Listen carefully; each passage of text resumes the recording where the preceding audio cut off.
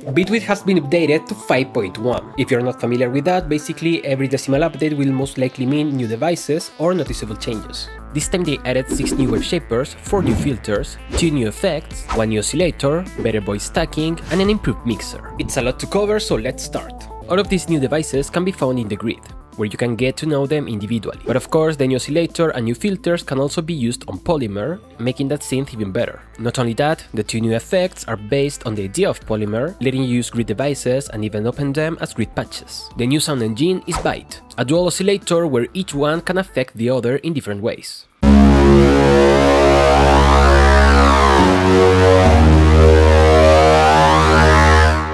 You can select many waveforms, and for most of them, you can change the shape, mostly similar to pulse width. Only the second oscillator can be tuned individually. The second oscillator is affected by the first one with FM and sync. I don't know why you cannot go lower in semitones on FM, but still it's pretty good. Oscillator A, on the other hand, can be pulse width modulated by oscillator B, giving you some sort of a strange audio rate feedback. After all of these, we can also apply ring modulation.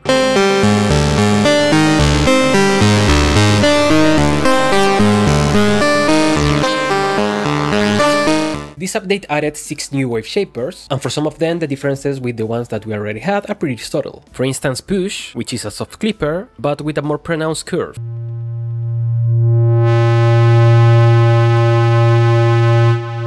Or Diode, which is emulating diode saturation. Hit is also pretty subtle, but if you drive it hard, it gets this shape, which adds sizzle and high energy to the sound.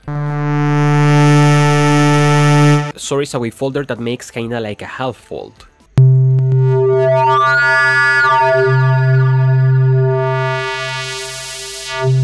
That way it only increases the gain of the quiet parts of the wave. Howl is again a wavefolder, but each new fold will be quieter.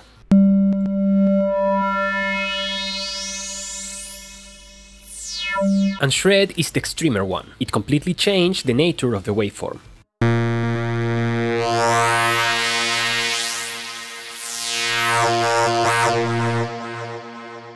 Personally, I love to have more flavors for wave shaping. The other new devices are 4 new filters. 3 of them are pretty experimental in my opinion, and one made me think of course Bitwig was lacking these. This is how they look inside the grid, but to show you these, let's load up Filter Plus, one of the new effect devices, so we can check what extra features it offers. Filter Plus is a filter with a wave shaper going into it. As I mentioned earlier, it follows the architecture of Polymer, meaning it's a grid patch, and thanks to that you can select any of the wave shapers and filters that are inside the grid. So now these filters are not exclusive to Polymer. If you want to use only the filter or only the wave shaper, you can turn them off. The modulators are an stereo LFO, which creates a nice modulation effect, and an audio follower with a rectifier option. So, about the 4 filters. Many advanced synthesizers will have some sort of formant filter, so yeah, we needed vowels. You can fade between up to 5 formant type of sounds, and the great thing is that on every slot you can select any vowel you want, and we have a large list, so you can create many transforming sounds.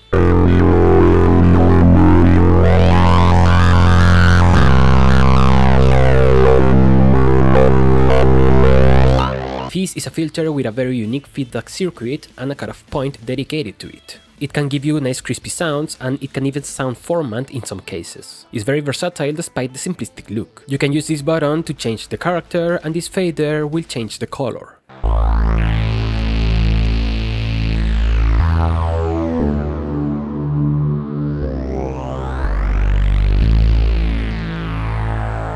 Rasp creates resonances around the cutoff point, producing unique bright sounds. To create them, we have to use the brightness knob. The amount of brightness can be negative or positive, and there are 3 types. You can visualize it in a spectrum analyzer and use a simple sound like a sawtooth wave or white noise.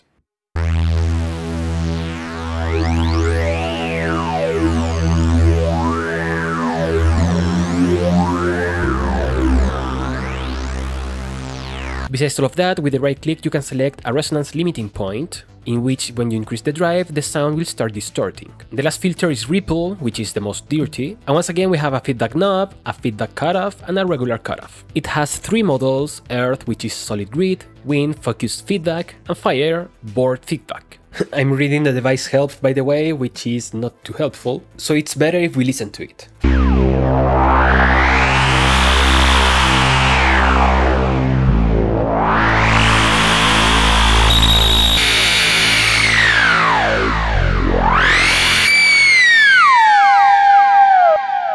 You can also change the character of the feedback and feed-forward circuits. The other new device is Sweep, which takes the idea of Filter Plus and expands it into a multi-filter circuit, and again this one is based on the grid. It has 2 filter selectors and a Waveshaper in the middle. You can select any filter you want, and you can even control a bit of the cutoff point of both at the same time with this join knob.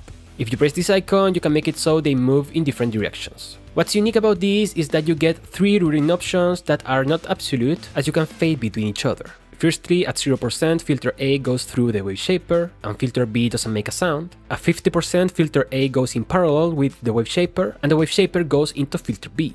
And the last option, at 100%, is a linear chain of filter A going to the Waveshaper going to filter B. It's great to go crazy with all of these parameters, of course also adding a lot of modulation, and then just play around with the routing knob.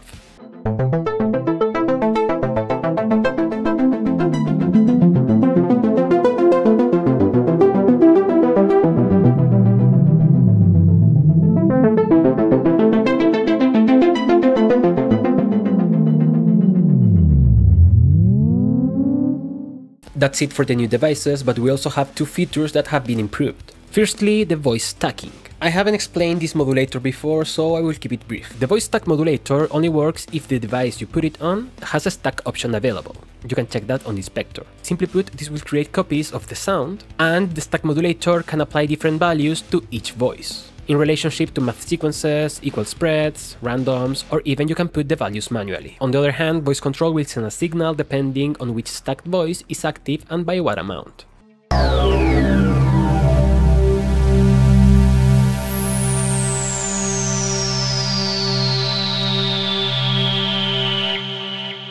It sounds a bit complex, but if you play around with it for a while, you will get it. Still, if you want, I can make a video about it. Lastly, we have an improved mixer. I personally find it to be better. You can freely choose the width of each track, the length of the faders, the panning is no longer a knob, and I think that, at least visually, it has better folder management.